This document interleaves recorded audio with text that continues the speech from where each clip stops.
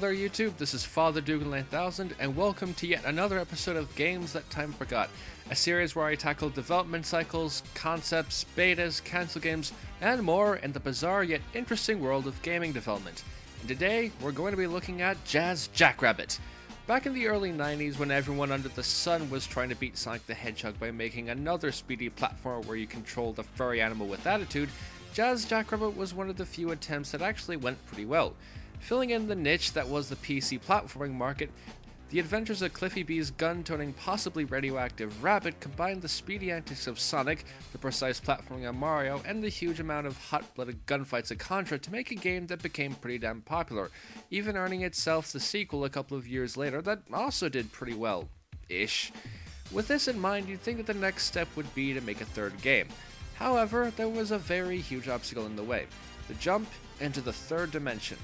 At the time, many franchises were venturing into 3D graphics for the first time, some better than others, and Jazz would be one of the many attempts that eventually never came to be. Come along with me, fellow viewers, as we take a look at Jazz Jackrabbit 3. Jazz 3D, or to go by its unusually long title, Jazz Jackrabbit 3D Adventures of a Mean Green Hare, wow, that's a long name, originally began development at around 1998, being coded by World Tree Games and spearheaded by cutscene animator for Jazz 2, Dean Dodrell. Or you might remember him as the guy who created XBLA hit Dust and Elysian Tale. Yeah, I shot my pants when I found out that too. Anyways, the game was going to be developed with the original Unreal Engine and was to be Jazz's first jump into the third dimension. The plot revolved around Jazz having to save his new kids from series villain Devon Shell and ends up winding up in some alternate universe known as the third dimension. Yes, literally.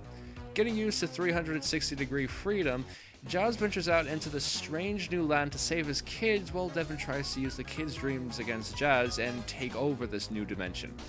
Jazz 3D was a third-person run-and-gun platformer set in a non-linear world where, instead of having separate levels like the first two games, you go back and forth across several interconnected areas similar to games like Super Metroid or Castlevania Symphony of the Night.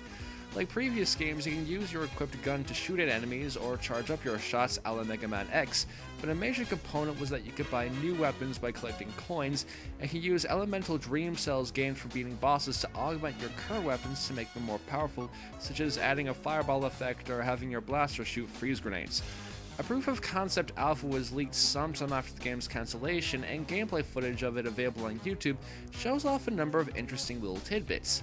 It seems that given the character select menu at the beginning of the game, you would have been able to play as characters besides Jazz, presumably his siblings Spaz and Lori from Jazz 2, and maybe even the rumored to be in Jazz 2 character, Raz. It also looks like you'd be able to access bonus levels by acquiring special gems in the style of games like Crash Bandicoot. And according to an FAQ on the website Jazz 2 Online, there are also going to be multiplayer modes planned to be in the game like in Jazz 2, where you can play modes like Capture the Flag, Team Battle, Treasure Hunt, and more. And most curiously of all, there was apparently a port planned for the PlayStation 2 in the works. In 2000, Epic Games, the guys who own the Jazz license, announced that there was going to be a game using the Unreal Engine for the PS2, which turned out to be Jazz 3D, though this was never publicly revealed. After watching about 20 minutes of gameplay from the alpha and checking out the soundtrack made for the game by Jazz 2 composer Alexander Brandon, I honestly have to say that Jazz 3D could have been a pretty damn good game. It's a little slow in places and it looks like it's really easy to get lost, but the graphics for that time were pretty damn good. The music is very well done. The worlds are freaking enormous in their size and scope, and the gameplay does look pretty fun. Speaking as someone who's never played either of the original Jazz games, I would have loved to have played this game. So exactly what happened? It was pretty simple actually. Epic were unable to find a publisher for the game, and the people who published Jazz 2 in the States refused to publish Jazz 3D on the grounds that 2 was the only title they lost money on, and were very hesitant to try again in case the same mistake happened. When the game was quietly cancelled in May of 2000, about 25% of the project had been completed by a team of about 5 or 6 people that had been working for free. However, because of other commitments the members had at the time, Jazz 3D was never restarted and more than likely never will. Honestly, it's a damn shame that Jazz 3D was never published. Out of all the franchises that jumped into the third dimension, the Green Wonder had a chance at actually succeeding for once, and if that PS2 port had gone ahead, it could have served as a gateway drug to the at the time PC exclusive series. Unfortunately, that's not the case, but hey, that's the world of gaming development for you. Sometimes you get some real stinkers that thankfully never made it, but most of the time you get great looking projects that unfortunately were cancelled and simply became games that time forgot. I'm Father Dugan 9000, and I'll see y'all for my next video. Have a great day, everyone!